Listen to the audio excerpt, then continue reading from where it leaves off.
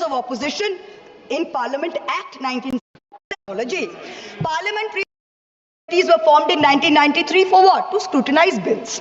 The 14th and 15th Lok Sabhas with the UPA governments and the plus sent 60% and 71% of bills to the Parliamentary Standing Committee. What happened in 2014? 14 to 19? The 16th Lok Sabha, only 27% of bills were sent. What happened in the last Lok Sabha?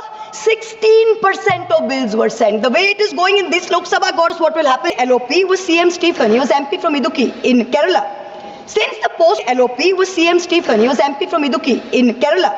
Since the post was given statutory recognition, there have been 12 LOPs. 3 times the term has been vacant. Of these 12, 6 were Congress, 5 were BJP, and 1 was Babu Jagjeevan Ram from the Janata Party. So it was been pretty evenly distributed.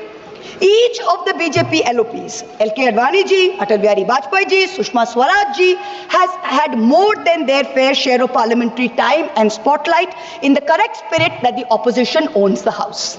It was not denied to them. In 2012, Sushma Swaraj ji, then the BJP's leader in the Lok Sabha, even said, not allowing parliament to function is also a form of democracy like any other form. That we have also seen.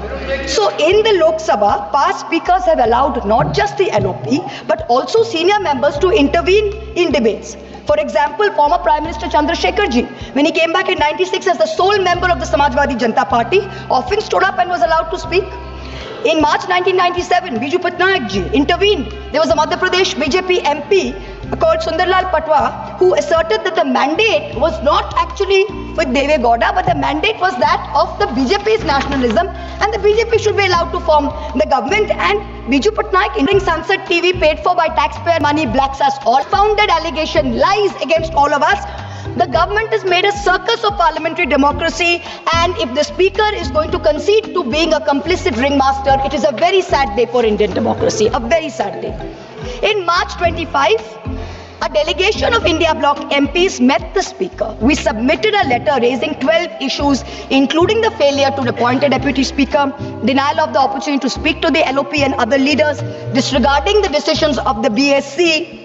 During his term, the Honorable Speaker has systematically throttled the voice of the opposition and by default, the representative voice of 41 crore Indians, 410 million Indians. That's who we represent here.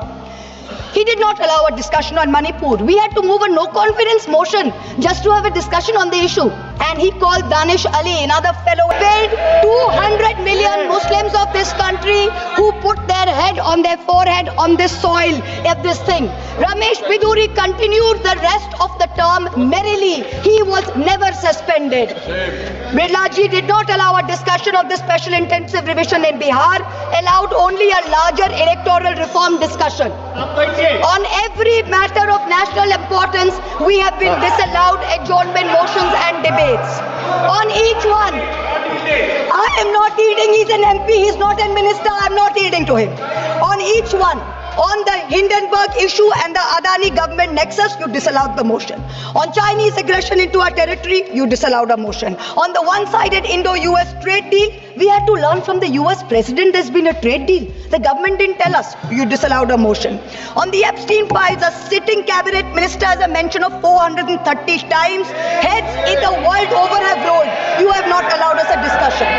Every time we MPs from Bengal have demanded answers as to why the central government is starving Bengal of funds, why our people are being starved of their rightful dues, the Speaker has allowed the treasury bunches and ministers to systematically heckle us and dishonor us and humiliate us.